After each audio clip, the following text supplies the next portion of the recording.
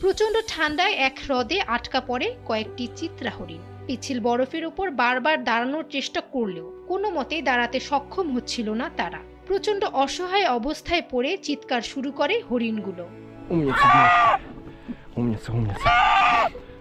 রাশিয়ার নভোসিবির্স্ক অঞ্চল প্রচন্ড ঠান্ডায় বরফে ঢাকা ছিল। সেই অঞ্চলেরই এক হ্রদ চেরোনয়। শীতকালে বরফ জমে পিচ্ছিল হয়েছিল সেই হ্রদটি। এমন অবস্থায় কিছু হরিণ সেই বরফ ঢাকা হ্রদের উপর গিয়ে বিপদে পড়ে যায়। কোনোভাবে সেখান থেকে উঠে আসতে পারছিল না তারা। হরিণদের চিৎকার শুনে সাহসী কিছু জেলের প্রচন্ড মায়া হয়। অবশেষে তারা সিদ্ধান্ত নেয় তাদের বাঁচানোর জন্য। একজন জেলে হরিণগুলোকে খুব সাবধানে বরফে মাছ ধরার স্লেডে করে বহন করে এনে তাদের উদ্ধার করে। এরপর তাদের নিয়ে নিরাপদে একটি মাঠে ছেড়ে দেয়। মুক্তির পর ক্লান্ত হরিণগুলোর চেহারায় কৃতজ্ঞতা ছাড়া আর কিছুই ছিল না। তাদের ছেড়ে দেওয়ার পর প্রচন্ড গতিতে ছুটে বনের দিকে চলে যায় তারা।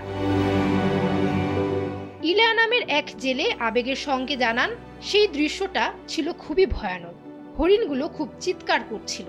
তবে যে হরিণগুলো বসেছিল তারা তুলনামূলক ভালো ছিল, কিন্তু একটি শুয়ে পড়েছিল, সেটা সম্ভবত আর বেঁচে নেই। জেলেরা মোট 5টি হরিণকে নিজেদের কাঁধে করে নিয়ে গিয়েছিল। কাজটা বেশ কঠিন ছিল, কেননা হরিণগুলো বেশ ছোটাছুটি করছিল।